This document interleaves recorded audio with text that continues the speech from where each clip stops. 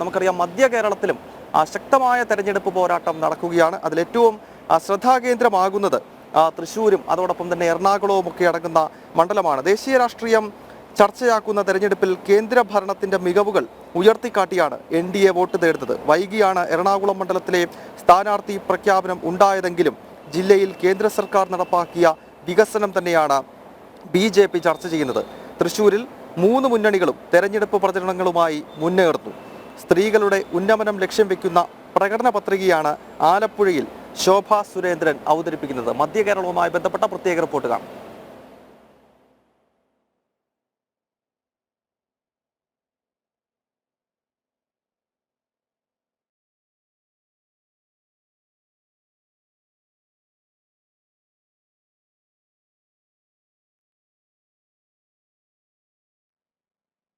കിരൺ കുമാർ മധ്യ കേരളത്തിന്റെ വിശേഷങ്ങളുമായി എറണാകുളത്ത് നിന്നും ചേരുന്നു.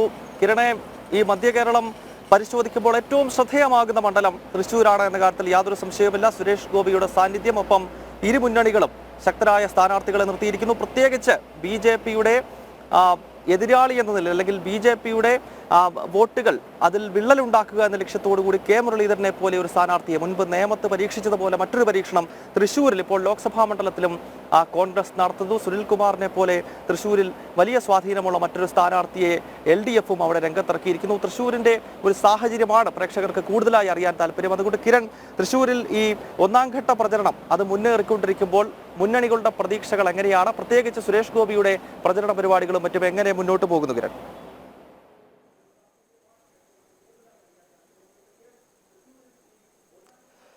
ഗൗതം, ഈ തൃശ്ശൂരിനെ സംബന്ധിച്ച് ഈ ലോക്സഭാ തെരഞ്ഞെടുപ്പുകളൊക്കെ പ്രഖ്യാപിക്കുന്നതിന് അല്ലെങ്കിൽ അതിന്റെ ചൂടിലേക്ക് കടക്കുന്നതിന് മുൻപേ തന്നെ വലിയ രീതിയിലുള്ള രാഷ്ട്രീയ ചർച്ചകൾ ആരംഭിച്ചൊരു സ്ഥലം തന്നെയാണ് തൃശ്ശൂർ മണ്ഡലം. തൃശ്ശൂർ ആര് പിടിക്കും എന്നത് തന്നെയായിരുന്നു കഴിഞ്ഞ കുറേ മാസങ്ങളായി കേരളത്തിൽ വലിയ രീതിയിൽ തന്നെ നടന്നിട്ടുള്ള ചർച്ച. ഏതായാലും സുരേഷ് ഗോപിയെ തോൽപ്പിക്കുക എന്നുള്ളൊരു ലക്ഷ്യം, അല്ലെങ്കിൽ അത്തരത്തിൽ ഇദ്ദേഹത്തിന്റെ വിജയപ്രതീക്ഷകളെല്ലാം തന്നെ മങ്ങലേൽപ്പിക്കുന്ന തരത്തിലുള്ള ഒരു പ്രചരണ പരിപാടികളാണ് ഇരു മുന്നണികൾക്കും മുന്നോട്ട് വെക്കാനുള്ളത് എന്ന് വേണം എടുത്തു പറയാൻ. കാരണം അത്തരത്തിൽ ഉള്ള കാര്യങ്ങളാണ് പലപ്പോഴും തൃശ്ശൂരിൽ നിന്ന് കണ്ടിട്ടുള്ളത്.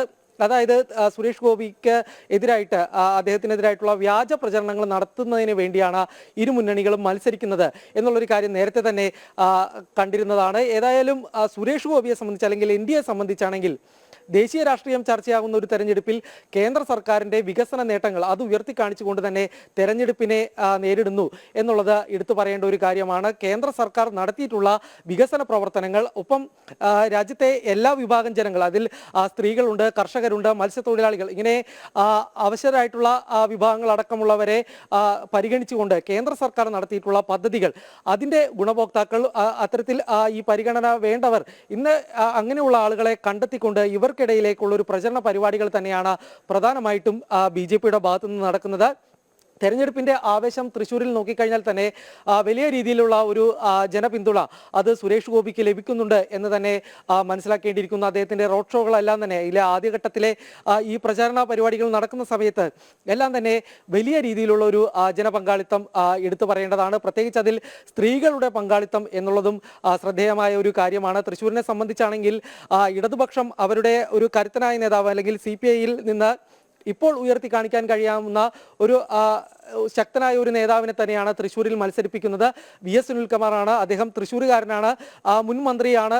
ഇങ്ങനെയെല്ലാം കാര്യങ്ങൾ അദ്ദേഹത്തിന് ഉണ്ടെങ്കിൽ പോലും തൃശ്ശൂരിനെ സംബന്ധിച്ച് ഈ CPM നേരിടുന്ന അല്ലെങ്കിൽ LDF നേരിടുന്ന ഏറ്റവും വലിയ വെല്ലുവിളി അത് കരുവന്നൂർ സഹകരണ ബാങ്കിലെ തട്ടിപ്പാണ്. സംസ്ഥാനം കണ്ടതിൽ വെച്ചുള്ള ഏറ്റവും വലിയ ഒരു സഹകരണ ബാങ്ക് തട്ടിപ്പ്. ഈ തട്ടിപ്പിൽ ഇരയാക്കപ്പെട്ട നിരവധി ആളുകളുണ്ട്. ഇങ്ങനെ പറ്റിക്കപ്പെട്ടിട്ടുള്ള ജനങ്ങൾക്ക് മുന്നിൽ നിന്നാണ് സുരേഷ് ഗോപി ഏതായാലും വികസനത്തെക്കുറിച്ച് ചർച്ച ചെയ്യുന്നത് എന്നുള്ളത് എടുത്തു പറയേണ്ട ഒരു കാര്യമാണ്. ഇങ്ങനെ തട്ടിപ്പിനിരയാക്കപ്പെട്ട ജനങ്ങൾക്ക് മുന്നിൽ മറ്റ് സ്ഥാനാർത്ഥികളുടെ കാര്യങ്ങൾ, അവരെ അധിക്ഷേപിക്കുന്ന തരത്തിലുള്ള പ്രചരണങ്ങൾ എന്ന് മാത്രമാണ് ഈ LDFനെ സംബന്ധിച്ച് നടത്താൻ കഴിയുന്നുള്ളൂ. മറ്റ് വികസന പ്രവർത്തനങ്ങളോ അല്ലെങ്കിൽ സംസ്ഥാന സർക്കാരിന്റെ നേട്ടങ്ങളോ ഒന്നും തന്നെ എടുത്തു പറഞ്ഞുകൊണ്ട് പ്രചരണ പരിപാടികൾക്ക് ഇറങ്ങാൻ കഴിയുന്നില്ല എന്നുള്ളത് അത് VS സുനിൽകുമാറിന്റെ അല്ലെങ്കിൽ LDFന്റെ ഒരു കുറവായിട്ട് തന്നെ വിലയിരുത്താൻ. എന്നാൽ UDFനെ സംബന്ധിച്ച് തൃശ്ശൂരിൽ നോക്കിക്കഴിഞ്ഞാൽ നേരത്തെ ടി എൻ പ്രതാപന്റെ മണ്ഡലമായിരുന്നു, അദ്ദേഹം അവിടുത്തെ സിറ്റിംഗ് MP ആയിരുന്നു.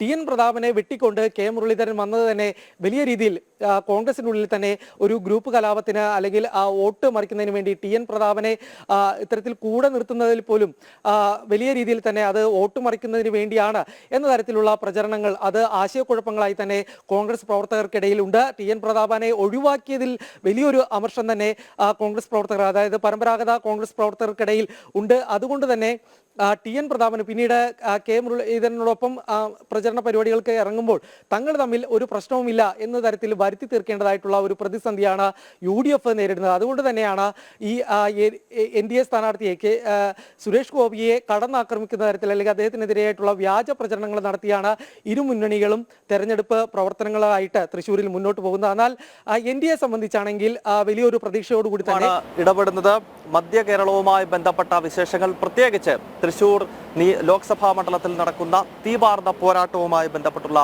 വിവരങ്ങളാണ് എറണാകുളത്ത് നിന്നും കിരൺ കുമാർ പങ്കുവച്ചത്.